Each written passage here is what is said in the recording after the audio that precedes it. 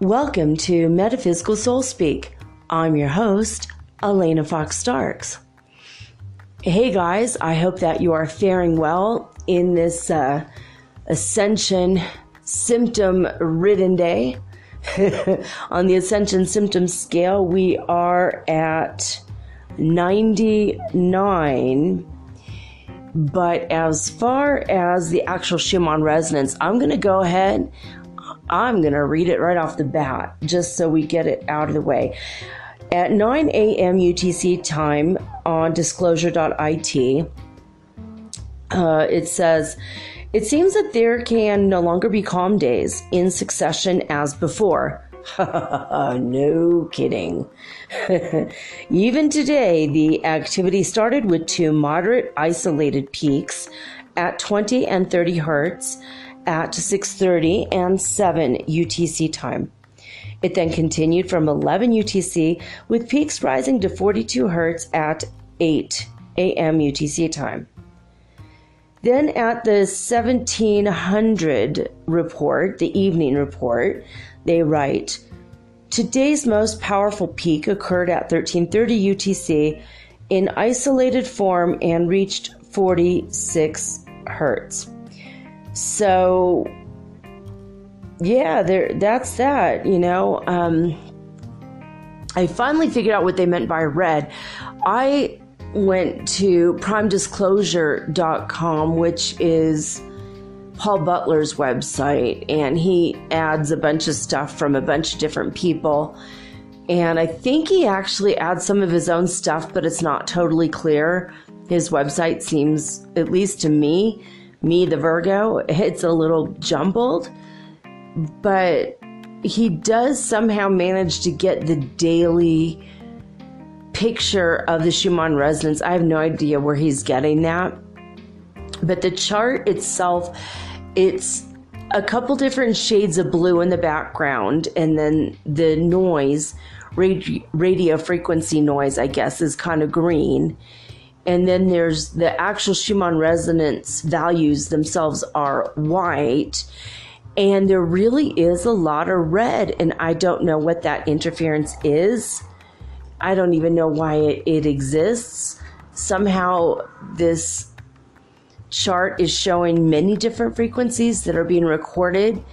The weird vertical lines are gone. But then now there's this just weird red frequency in the middle of the damn chart, in the upper part of it.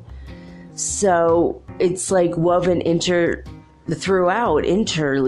woven with the white part, and in the background of the white part there's also kind of like almost like a beigeish orange. So I don't know how this is being, I don't understand it. It's like super confusing to me. I just don't understand it. I mean, I'm not an idiot. I have a degree in psychology, and a lot of that is research and learning how to do statistics, understanding them, and how to do charts. And the Schumann resonance thing has never made sense to me. It like starts at one value and ends another value, even though none of those values are zero, which is where everything usually starts.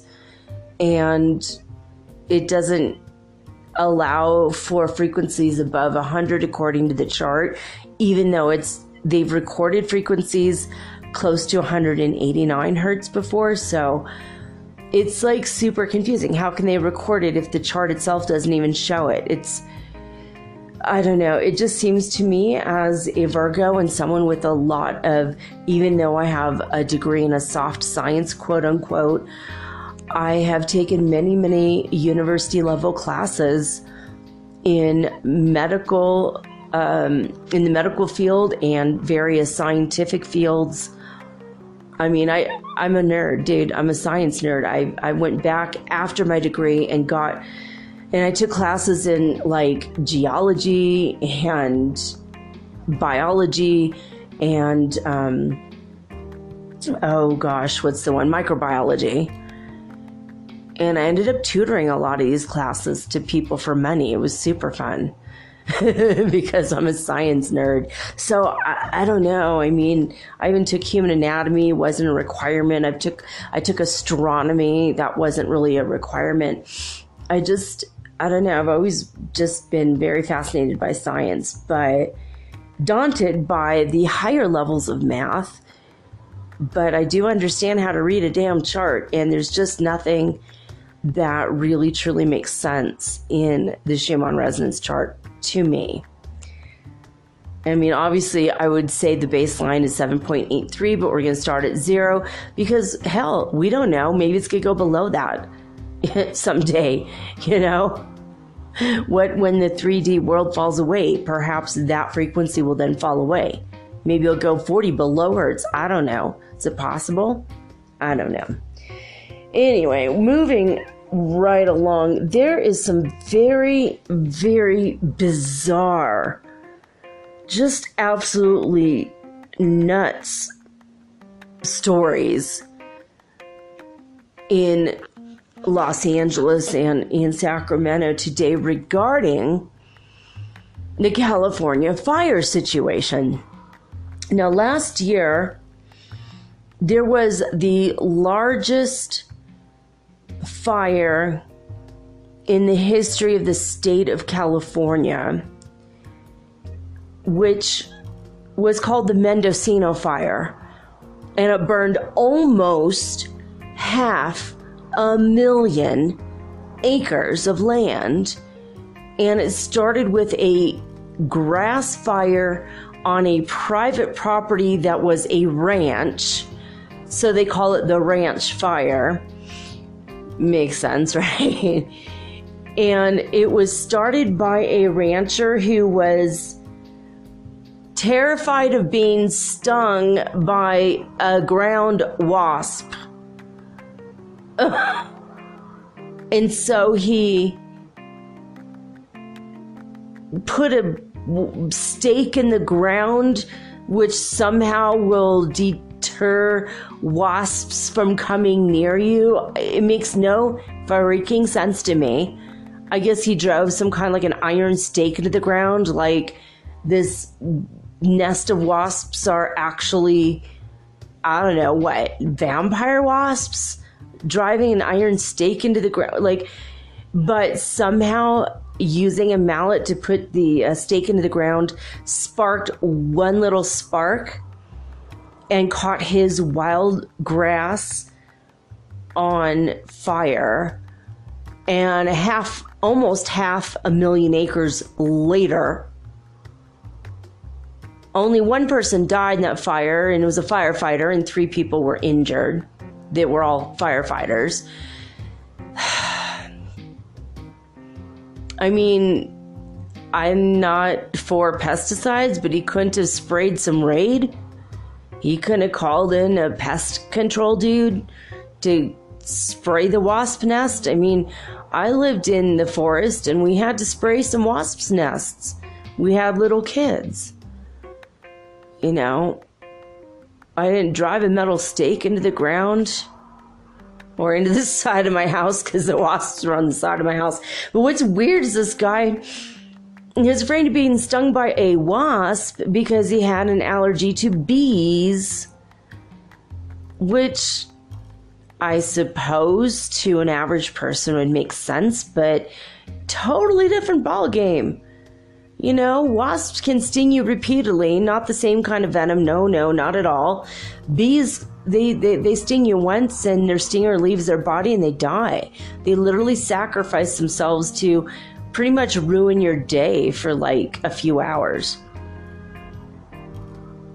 I don't know. The whole thing is so insane. Now, we know that this fire was the largest, it wasn't the most destructive though. It burned the most amount of acreage, but still remains number one champion is the fire that burned down the town I raised my kids in, Paradise, California. That was the most destructive fire in California history as far as amount of money in structures that were lost, as well as the 85 people who were killed by the fire that were actual residents. So I don't know. I'm going to go over some of this fire news with you guys. You're just not going to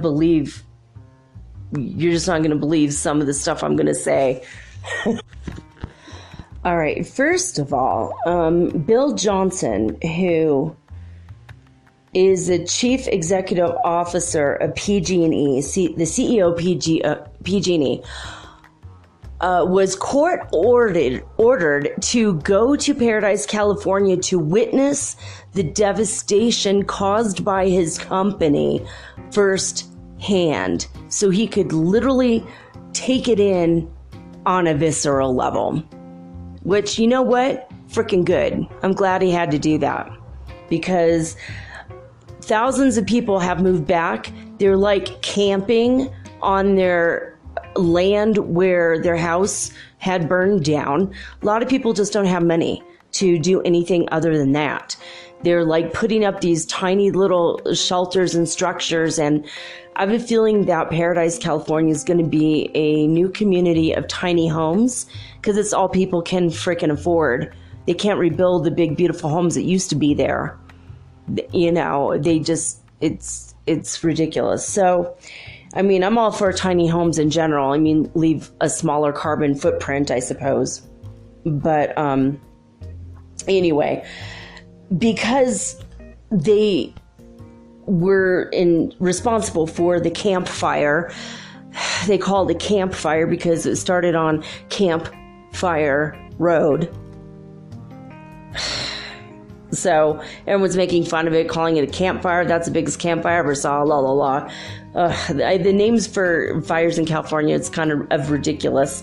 So basically, they have been trying to get ahead of what's going on. You get one little tiny spark. The winds have been incredibly fast, really strong winds in California. And what's going on there is the winds that go over the power lines, it could spark. And one little spark, taking a little chapter from the first story I told you about the guy who created a spark by driving his metal stake into the ground. The spark is what causes like the grasses to catch fire. California is extremely hot and extremely dry. Again, this is like 3 or 4 years in a row now.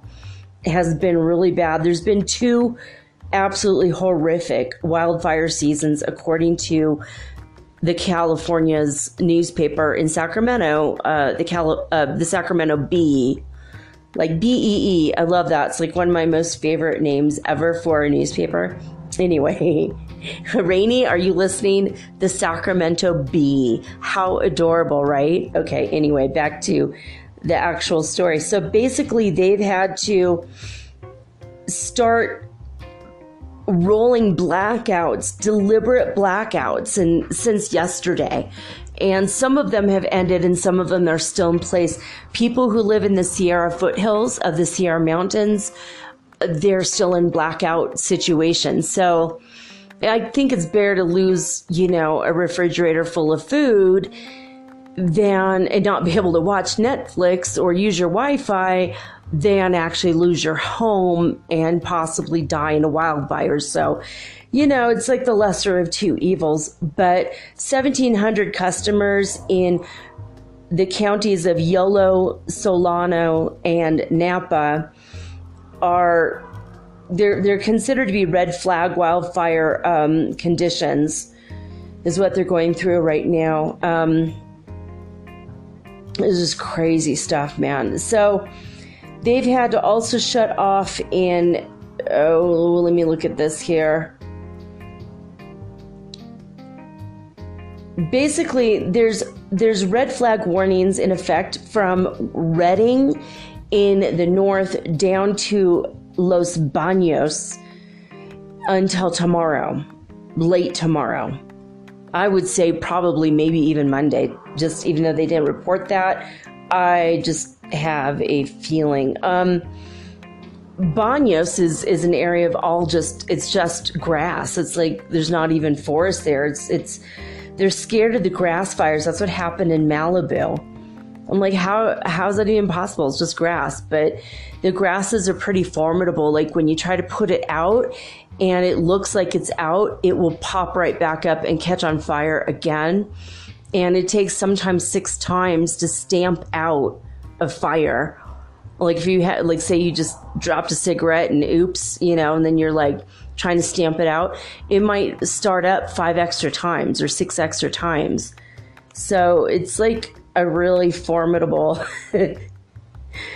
it's pretty bad. But now there are deliberate shutoffs to 30,000 customers in Butte County, which is where we have the Paradise Fire, as well as Yuba, Nevada, El Dorado, and Placer counties as well.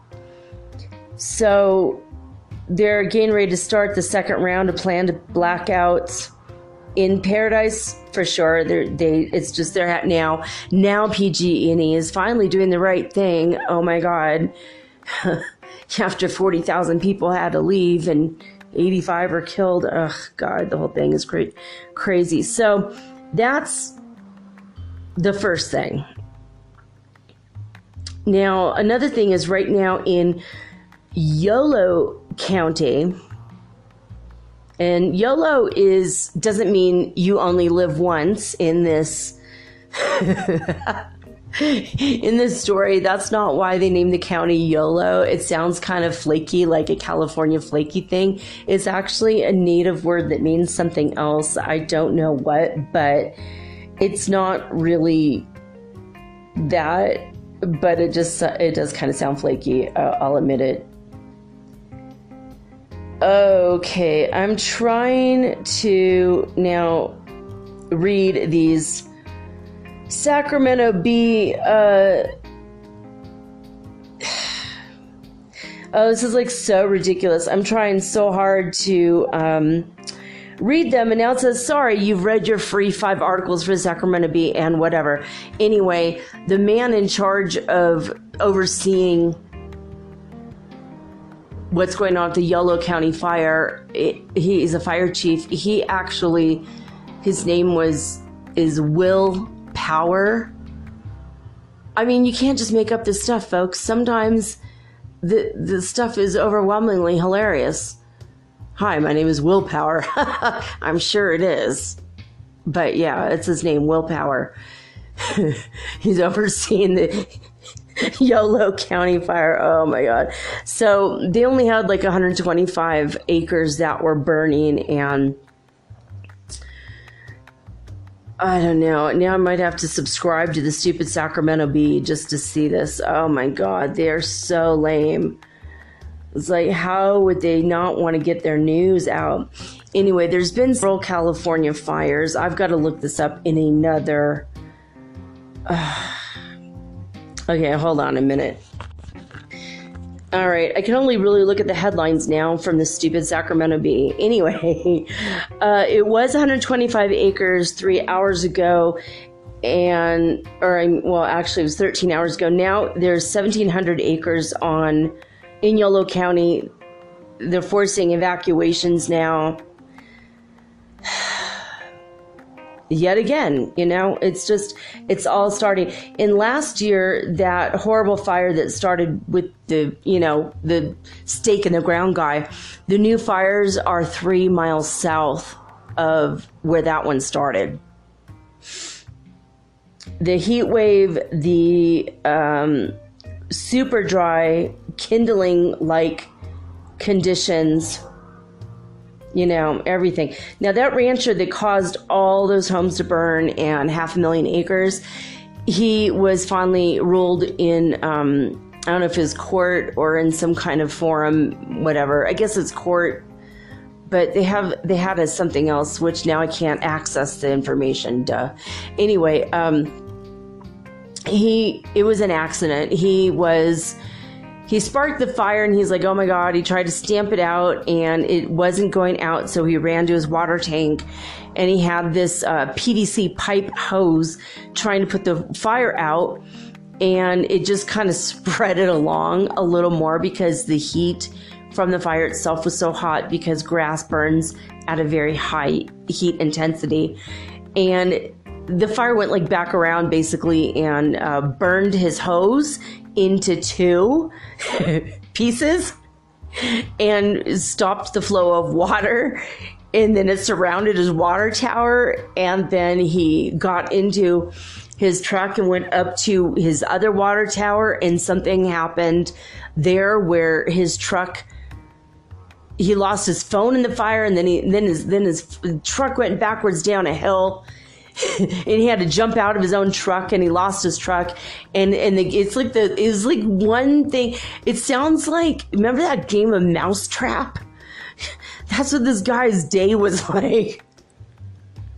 And he is the record holder for having started the largest fire in California state history, because he's afraid of a wasp sting. I mean, the whole thing is crazy. Can't they invent a prevention for things like bees and wasps stings? Like, you don't want your dog to get rabies, give your dog a rabies shot. People that work in California Forestry Service get rabies shots. I think everyone should get rabies shots, but they're really nasty shots. I mean, of course, getting the disease that makes you go completely insane and then you die would be worse than actually getting the shot. But I mean, can't they make a vaccination against bee stings? Do they do that? I mean, did I just invent something? Am I brilliant, or am I an idiot because I never knew that existed? I don't know. Does it exist? Now I'm going to look it up, but I'm not going to look it up right now.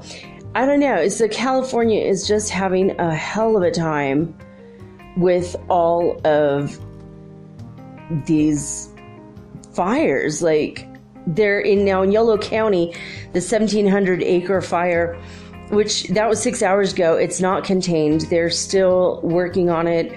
They're calling it the Sand Fire because, of course, it probably started on a street called Sand Lane or something. So the names are completely insane of the fires. California is really scared about all the money that it's going to cost the state upcoming. The Bay Area, all of the Bay Area had, or at least not the directly like San Francisco Bay, but like north of there where all the grasslands are, and there are a lot of trees.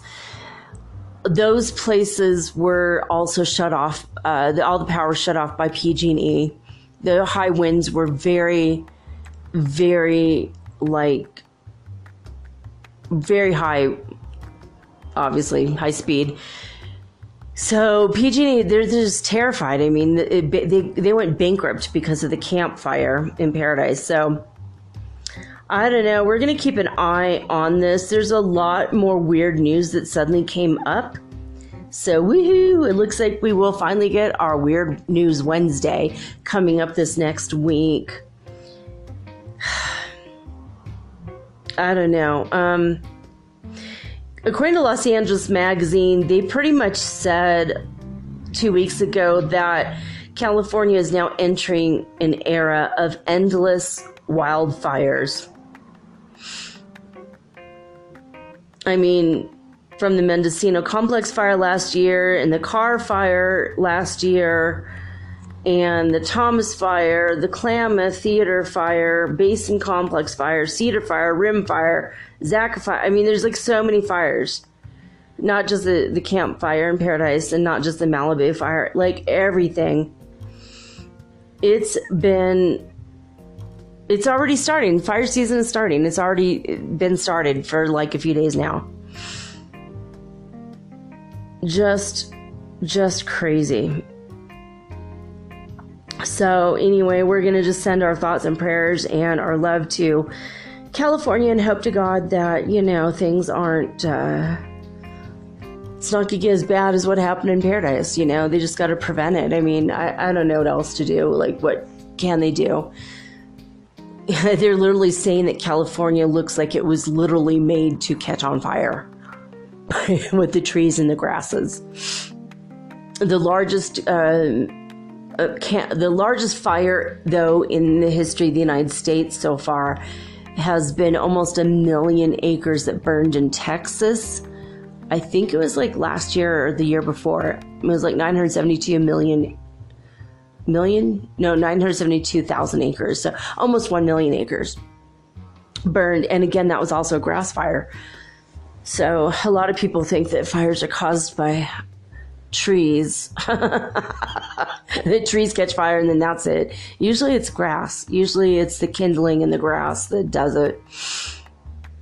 I don't know. Well, anyway, it's crazy stuff. So we're sending over thoughts and prayers to California again because of the devastating fire. Oh, and speaking of fire, and this is weird and ironic, the Mississippi River has been massively flooding since January, and none of the news outlets, the major news, they're completely 100% ignoring the fact that like over 160 points up and down the Mississippi River, which is a massive river that it flows through the whole United States in the very dead center, up and down. I've been to the headwaters of the Mississippi River when I was in high school, and we hiked like freaking 18 miles. It was really freaking long. It took all day long and beautiful though. Oh my God, Minnesota is a beautiful, beautiful state. But I went to the headwaters of the Mississippi. I saw literally the spring from which the mighty Mississippi flows.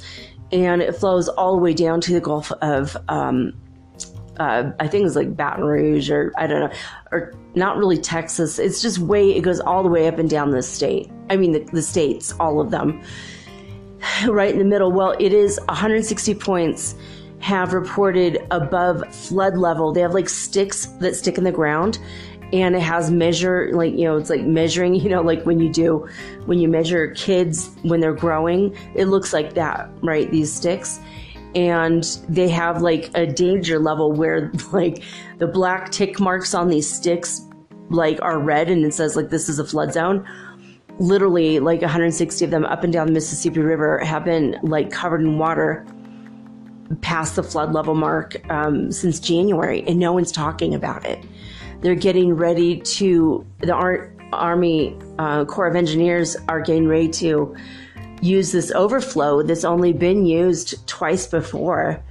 And it's to take the excess water off the Mississippi and flow it through in Louisiana, a different river, to divert the water, because this can be a devastating thing. And in 1927, there were, for 8 solid months, this river was overflowed, and it's already now at those exact levels.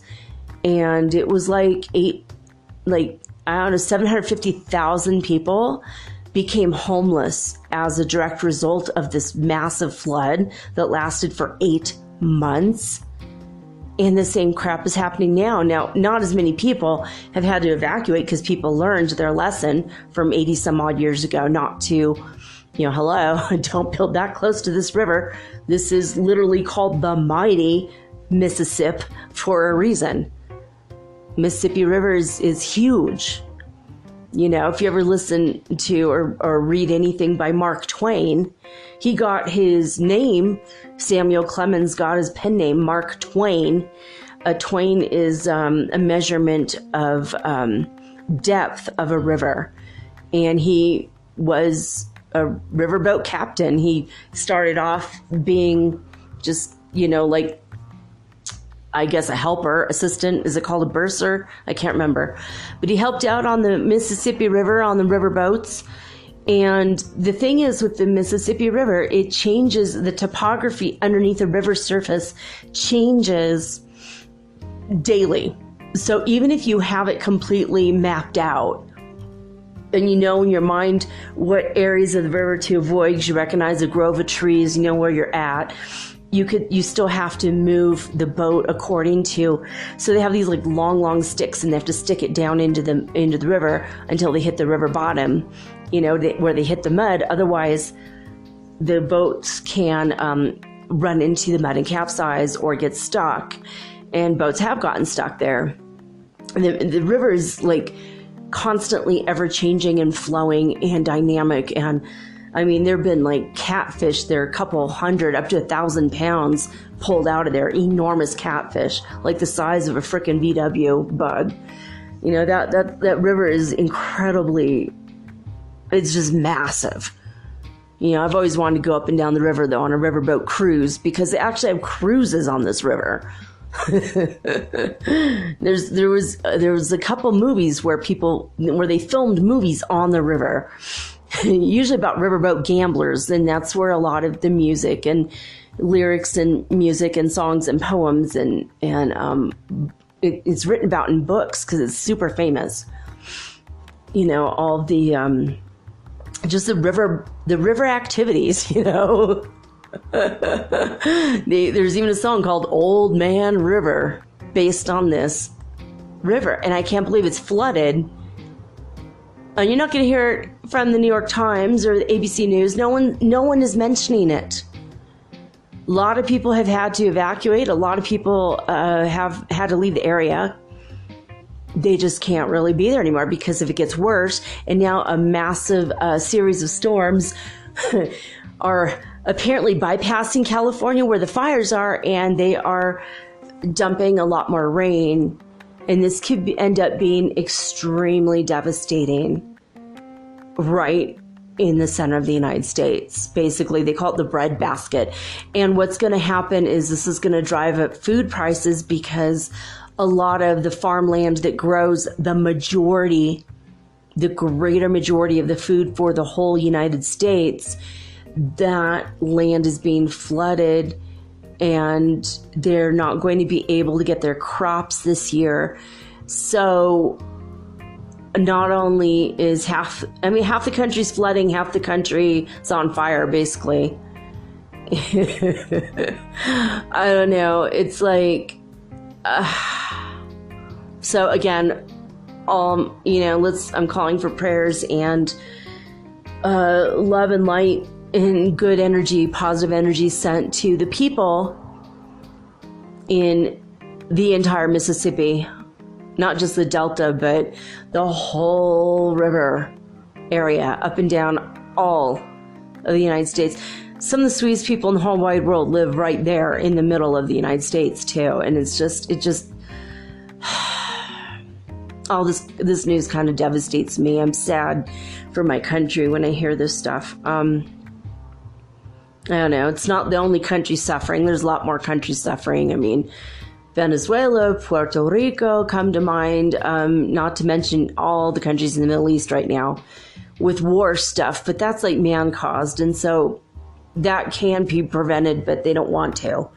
I mean, not the people who live there, but my country who's creating this crap, and then look what's going on karmically. My country's being cleansed by fire and water right now, and a few months ago it was being cleansed by ice. It's a lot of karma, like people, maybe it's people who voted for the people in charge right now that are creating the wars. Is that what's happening? I don't know. It's just too big for me to think about and contemplate, to be honest. But anyway, just to the people, most people in my country don't have a lot of political power or a lot of money. Most people are just normal folks, regular folks, and they're suffering from these things that are happening. So I'm asking for prayers and love and light to be sent to them. And to the rest of the world, honestly, just keep focusing on it. Imagine the earth is surrounded by pink or white light, whatever you like, green energy. Yeah. There's some lady she's being promoted by Higher Self. I don't know why. They refused to promote me because there was music in the background of my episode, and I deconstructed the whole thing. They still refused to promote me when I was having real information to share. And yet they shared this lady who had like a 30-minute video yesterday talking about how we need to start taking in negative energy into our bodies from the earth. And I'm like, no, not how it's ever worked, ever. I've studied metaphysics for more than 33 years now. And sorry, that's like the world's worst advice ever. And they're like promoting this chick. I'm like, dude, no, just no. I don't know.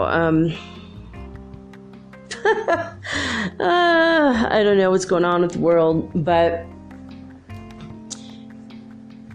anyway, I'm going to take a quick break, and you're only going to hear like a 5-second interlude of music because I no longer have a sponsor, which will be nice for you guys because you'll have lovely commercial-free listening until further notice, until I can get a new sponsor or 2 or 3. Which also means if you want to go back and listen to my archives, feel free to do so because they're all commercial free right now.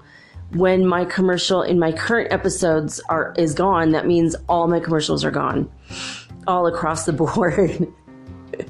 So if there ever was a time for you all to listen and enjoy a commercial-free experience, this is the positive lining, at least to your experience of metaphysical soul speak.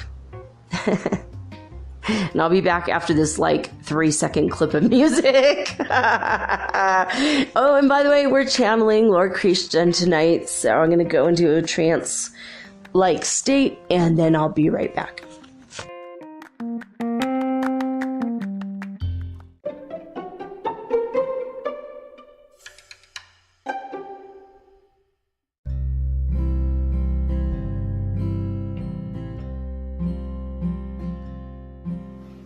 All right, I am here with Lord Krishna.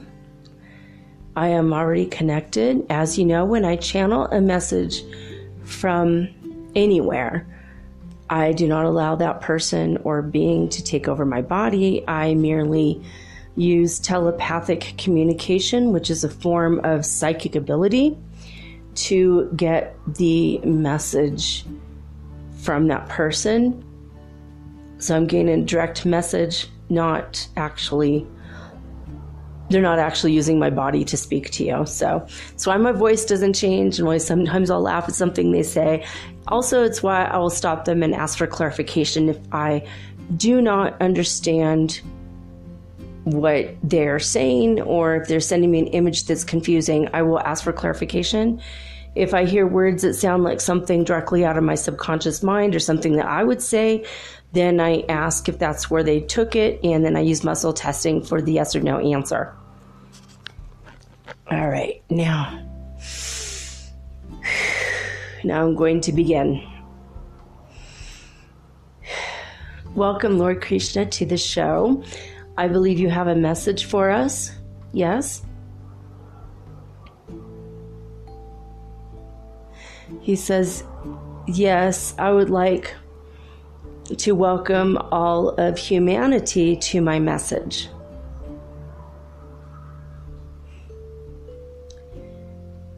We in the upper realms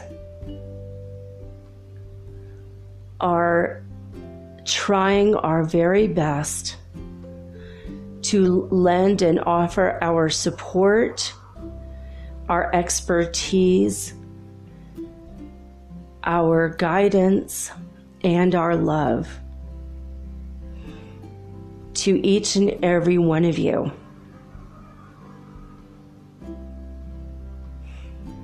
All right.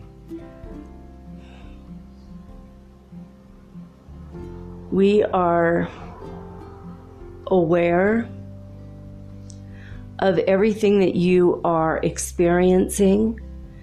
We understand that life is bringing you consequences of not only your own actions, but consequences of historical actions taken by, people in your ancestral lines, people who are or were in charge of your various territories and countries, and actions taken by you in your past selves' lives.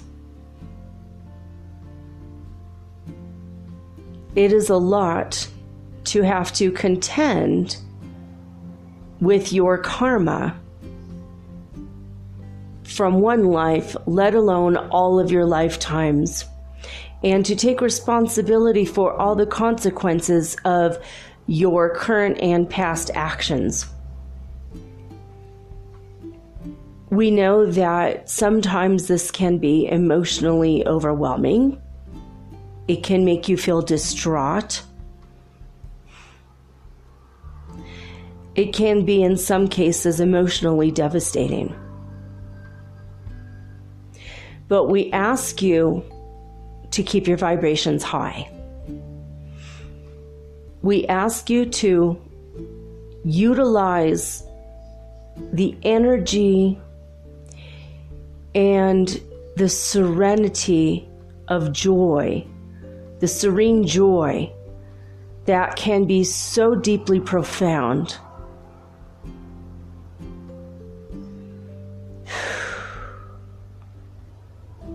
All right, guys, I'm getting a little bit of a headache. My frontal lobes of my brain are just like expanding at this time where my sinuses are while I'm connected to Lord Krishna. Whew. All right, so I lost it for a moment because of the pain that overwhelmed my mind. So, Lord Krishna, I'm back. Oh, now I'm being overwhelmed by my eyes are closed while I do this, and I am connected to my crown chakra, my 8th chakra, and I see this bright light on top of my head, like bright lotus, but it's so bright I could barely see it. It's like a light of 1,000 suns inside my head right now. You know, you normally close your eyes and it's dark. It's like brighter inside my head than it is in my room. Okay, woo! All right, Lord Krishna, I'm sorry, continue.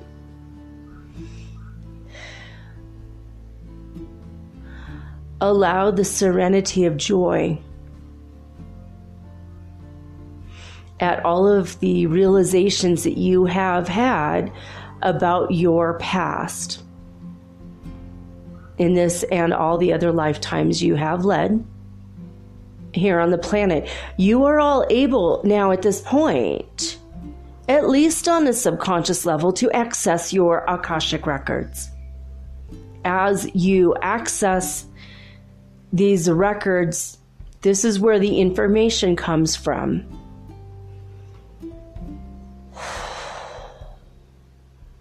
Some of you are empaths and you're feeling the emotional devastation of others at this point. He's showing me like anxiety, post-traumatic stress disorder. He's showing me these conditions mentally that people have. They are not all yours. And yet when they are being brought to you, you are being asked as a responsible, mature spiritual being to address them. How do we do that, Lord Krishna? You shine the light of God upon them. Do not take them into your body as if they are yours. Do not own the past actions of others that resulted in these emotions that are seemingly and labeled negative. Remember, there is no good or bad. There is only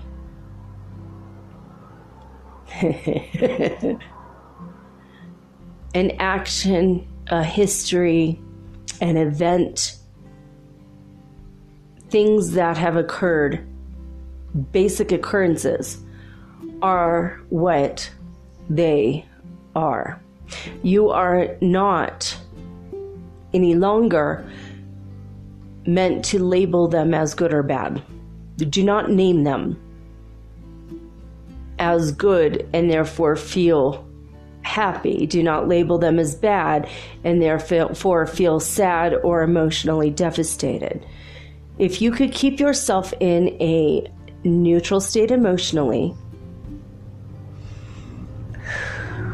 at this time, you shall fare better. When I say enter into a state of profound and serene joy, that is a state of being and a higher state of mind. It is not a label of an event, a person, a place, or a thing.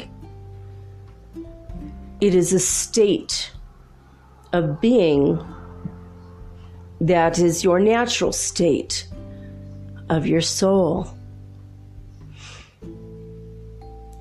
To your spirit, it is imperative and important at this juncture, at this moment,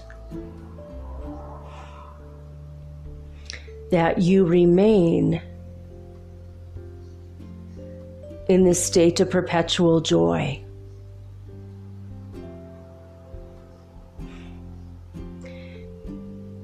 Ignore the happenings around you, as they're not happening to you, they're just happening. Use your discernment where there is a fire or a flood. Simply leave. Do not have an emotional attachment to events caused by nature. Do not have an emotional attachment to events caused by other humans. Do not allow yourself to be attached to the actions and the words and the thoughts and the deeds of others.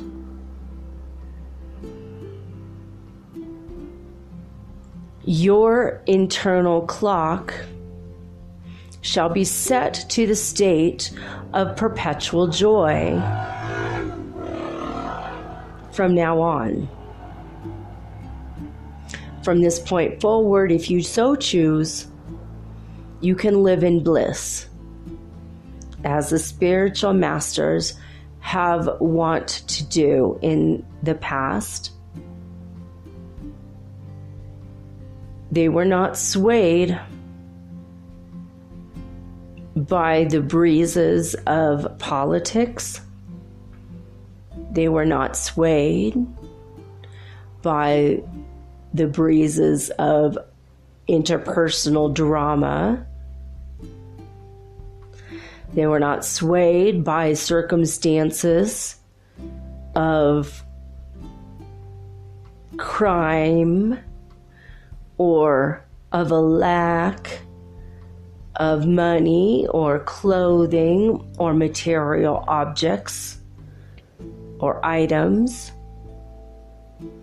Do not allow yourself to be swayed by the breezes of the material world, which is illusory. By illusory, he means illusion. It's an illusion. Illusory, not like loser, but sorry, just so you guys understand that. It's an illusion, so illusory. Okay.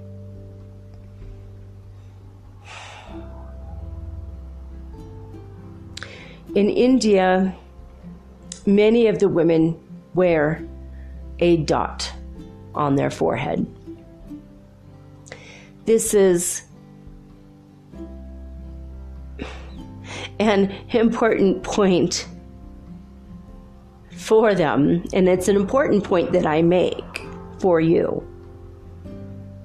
Is if you could only focus on the dot in the center of your forehead that represents the opening of your third eye, for example. Bring yourself to a point. Allow that point to be where you focus all the time. Now, you may focus on the top of your head, such as your crown chakra, or the point of your star chakra 18 inches above your head. You may focus on one of these points and think of nothing else. Draw in the energy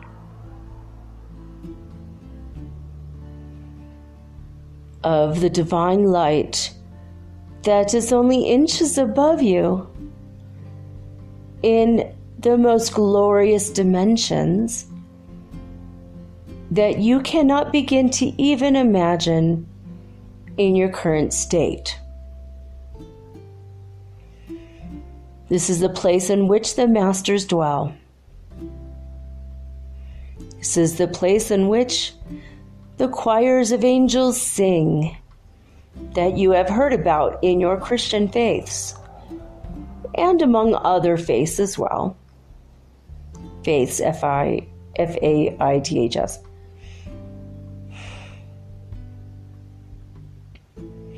Allow the choir of angels to sing through your body. Allow the vibration of the higher states, the higher realms of mind, to illuminate the shell in which you live, to create your crystalline bodies for the new world, the new earth, indeed for the new age that you have already embarked upon. You are not beginning your journey, you're not beginning your path, you are well on your way. You are currently in the fifth dimension, but more is required of you, but it's not much responsibility to bear. All you need to do is focus on that dot. Focus on the love and the light from the higher realms, which contain all the glory of God Himself, and indeed the faces of all the gods and goddesses that over the years, millennia, nay, history of earth, have brought comfort to each and every one of you at one point or another. Do not feel guilty about following one goddess or one god in one life, only to forsake them in the next life and go with another god or another goddess, only to forsake them in another life, to believe that they don't exist, only to in another life to remember that there really indeed are beings out there willing to love and help you. Do not be dismayed as these memories come up from other lifetimes in which you held beliefs that are completely in opposition to the beliefs you currently have, to the beliefs you currently hold. Your ideas and dreams and wishes and thoughts, ways of being, have changed drastically from lifetime to lifetime, and indeed, even in this lifetime, which is your final, by the way, from the 3D, third dimension, your thoughts, beliefs, feelings, and ideas have most likely changed drastically over the course of your current life even. As the energies on the planet change, as the energies of the third dimension break up and disintegrate, they're bound to create changes in your viewpoint and your ways of looking at your world.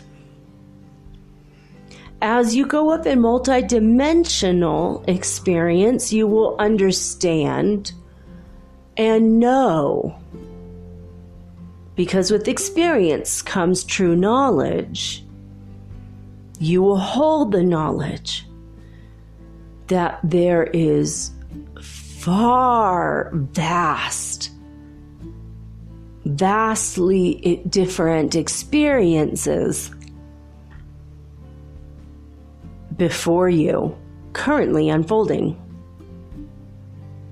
These are things that you never could have imagined possible even 10 years ago. 20 years ago, most of you were still asleep. For some of you, the alarm clocks started to buzz 10 years ago. For a lot of you, you finally turned the alarm clock off and woke up. No more snoozing, no more pausing, no more trying to stop the inevitable.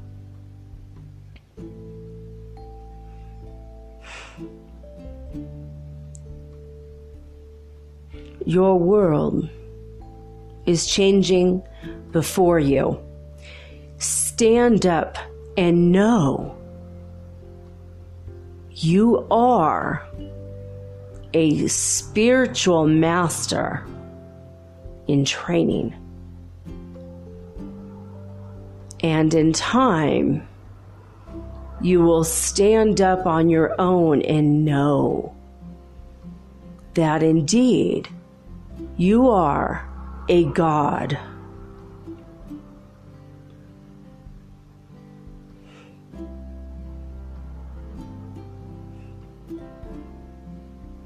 Your beauty lies within. Your beauty is inside your soul. Allow it to radiate to the surface and no longer worry about the outer beauty, the quote unquote looks, the things that you thought held value will no longer hold any meaning for you any longer.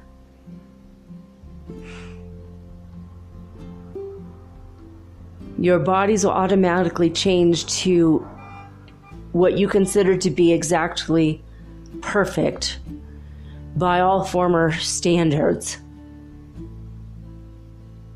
In some cases, your bodies are becoming younger. In some cases, your bodies are maturing a bit, depending on your age.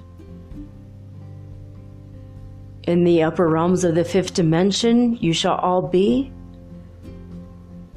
very close to the same age, except for the children who will still have to grow up to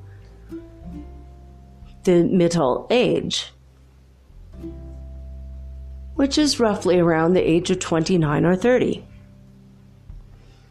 When all of this takes place, by the time all of this takes place for all of you, where you are all beautiful and in perfect form, it no longer will matter to you at all. It won't be something that you even care about, because you will be experiencing the joy and the bliss of the higher realms.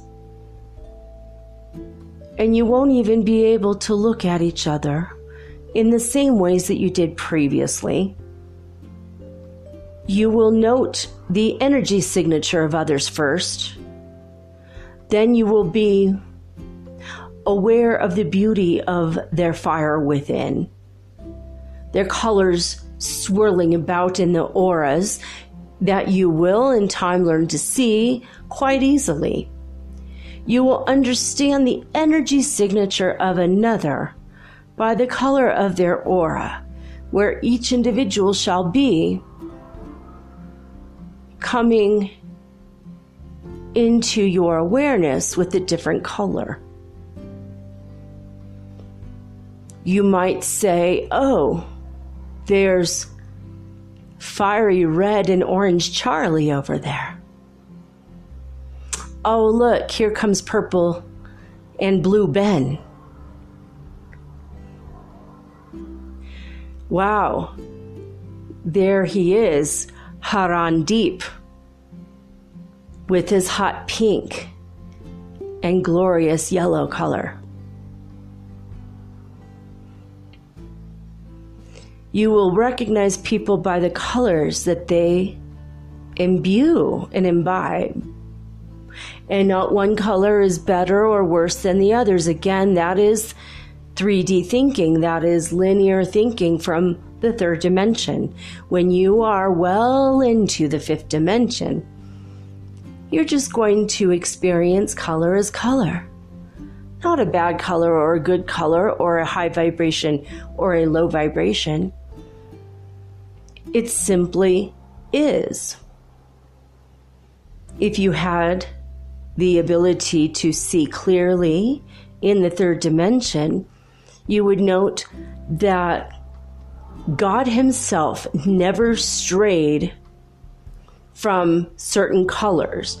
God did not use a judgment and say, I don't like red flowers, that's a low vibration, and therefore get rid of all the red flowers. Because God did not have a judgment like this. Judgment of color is a human construct from the third dimensional world. It was a way in which you categorized everything from the walls in your house to your clothing to whether or not you liked somebody based on the colors they wore on their body. Now, when you have a higher perspective, it sounds rather silly, does it not? It sounds rather comical and funny. He's showing me when I was a kid. There was this girl who I really liked as a person, but I didn't like her that much because she wore pink and yellow together, and I just could not stand the fact that in my mind it didn't match. And that's what he's kind of showing me right now. It is comical because I have seen pink and yellow literally on the same flower since then.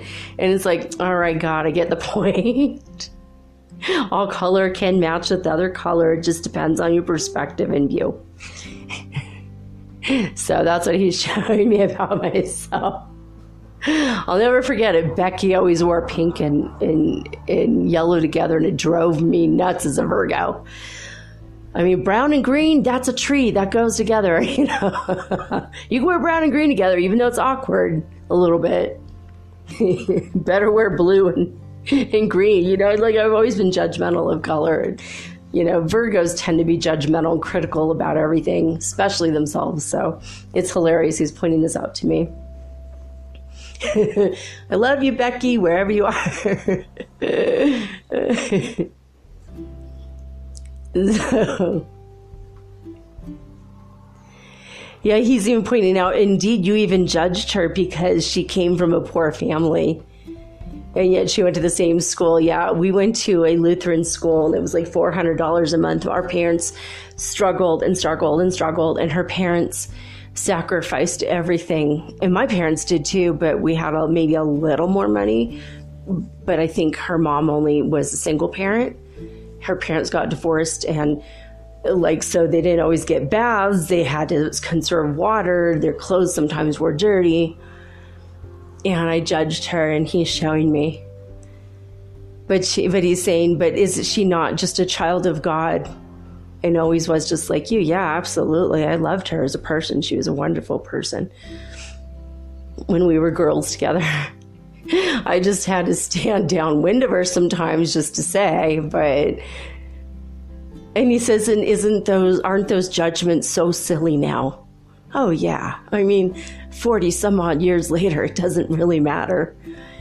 Yeah, I called her Smelly Becky sometimes. But I loved her. She had a great smile. She had a brilliant light inside her. And so I did hang out with her sometimes. But some of the girls shunned me because I think I called her Smelly Becky out loud once. I learned my lesson for sure, being judgmental, critical. Absolutely. Thanks, Lord Krishna, for calling me out on that one. That's just so great. Awesome. Awesome. He says this is one of thousands and thousands and thousands of examples from around the world. but you were put into little boxes in the 3D. In the third dimension, you were put into little boxes and categories, and you try to put other people in the boxes and categories as a means and way to understand your world. Everything was good or bad, or down or up, or rich or poor, or this or that. Fill in the blank. It was good or bad, you liked it or you did not like it.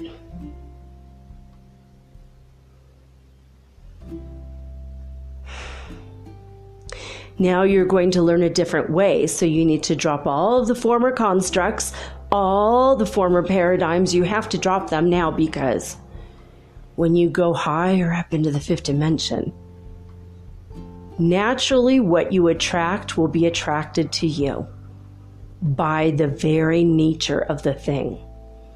The energy signatures will be attracted to one another that vibrate at a same rate. There won't be bad energies or good energies. It's just nature. This is natural.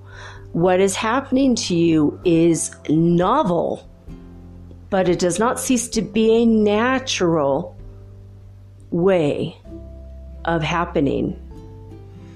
It's in your DNA coded, deep, embedded in each individual cell. In your physical body, there are codes, codons, and when they get lit up and they turn on, the DNA constructs itself in a way that will allow for more light to go within. It will construct itself in a way that it will be strong, embrace itself against such strong forces of cosmic wind, radiation, and light that comes from the upper realms. You are being opened up in each individual cell at this moment, in this time, that you might go up and experience a whole nother level of being.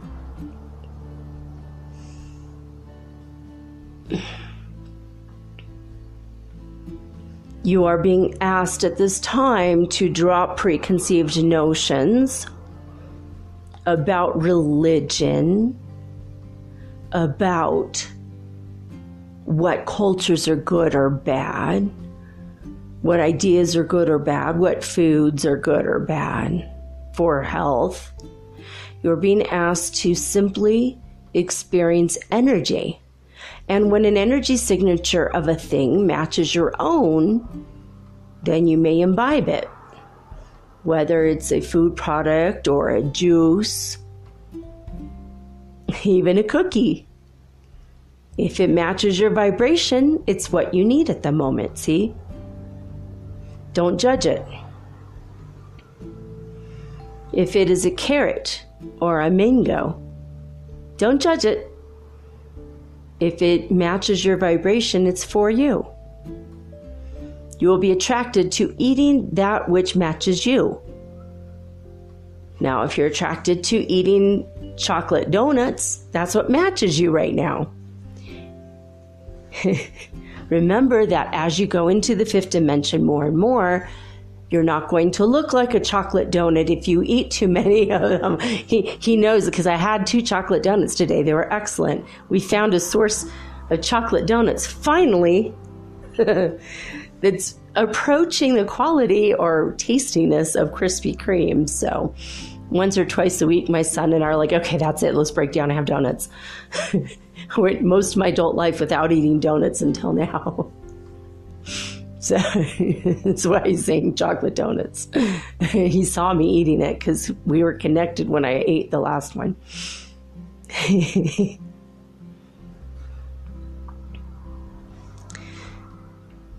says, okay, your bodies will approach that ever-perfect light that will reflect perfectly your soul inside.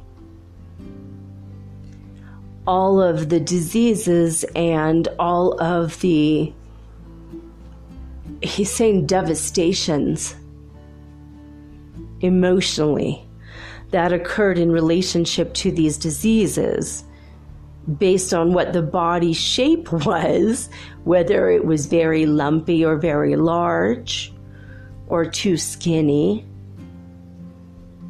These things were constructs, means and methods and ways of learning and being restricted in your being and in yourself in order to learn spiritual lessons. Do not judge others for feeling that they are too fat or too skinny or not having enough muscles or having flabby skin or flappy skin, he says. Don't worry about any of that. It's just a vehicle. In the upper realms, your bodies will approach the look of perfection. You are to understand this on a very deep level. Many of you at this time are being infused with the light from the cosmos to get rid of your former ideas and constructs surrounding body issues.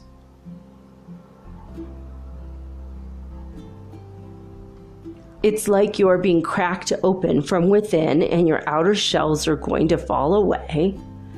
You're going to have new shells that harbor new bodies that are new vehicles for your actual soul. And they're going to look beautiful. Do not worry. Do not worry. Do not worry.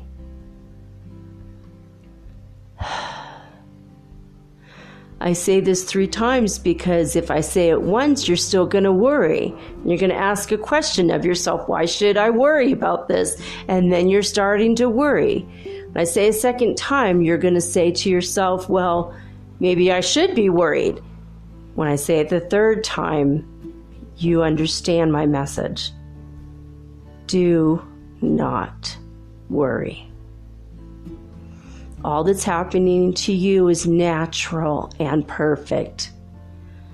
You are even now in this moment being held in the palm of God. You are in the hands of the divine. You are being cradled like a baby and loved unconditionally. I too love you unconditionally. I will leave you now. I am Lord Krishna.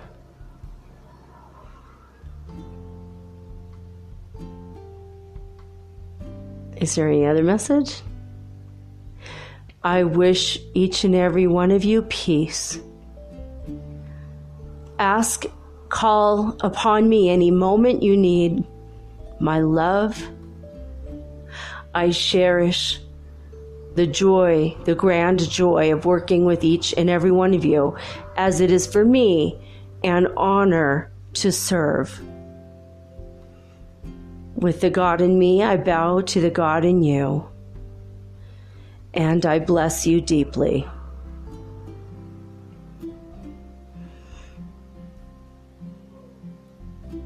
Okay, now he's like showing me that he's going to move on to the other realms now. And he's bowing and he puts his hands together and he bows to you and to me and he says, Namaste.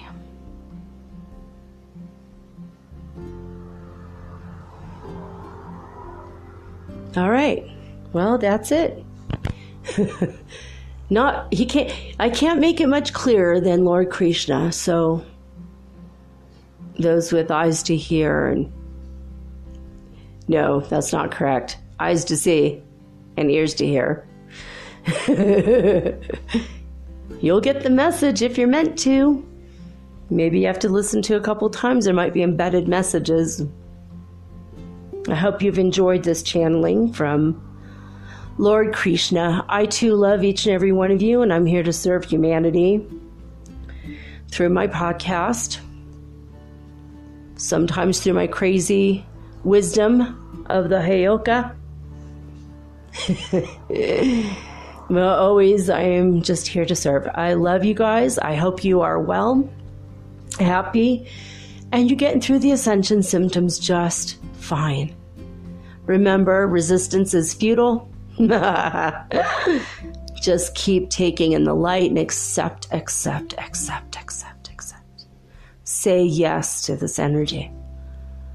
It feels wonderful and it will buoy you up. It will lift you in ways you never dreamed possible. All right, that's all I got to say about that. I will be back tomorrow with all new, unique, and fresh content. But now I'm signing off with peace and joy and the high vibes of the holy fifth dimension. Until next time, peace.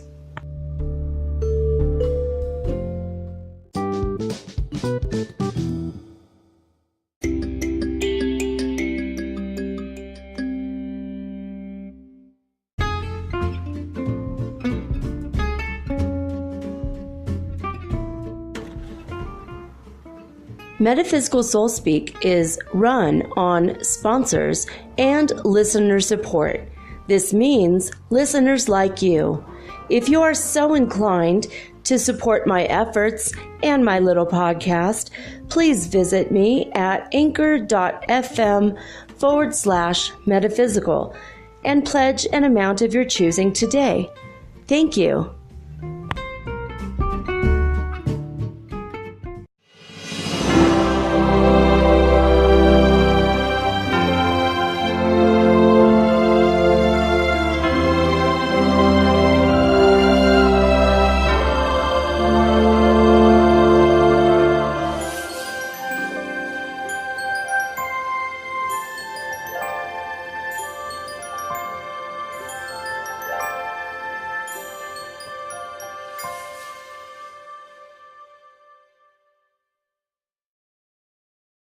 The podcast you just heard was made using Anchor.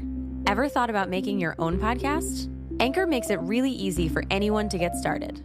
It's a one-stop shop for recording, hosting, and distributing podcasts. Best of all, it's 100% free. Sign up now at anchor.fm/new. That's anchor.fm/new to get started.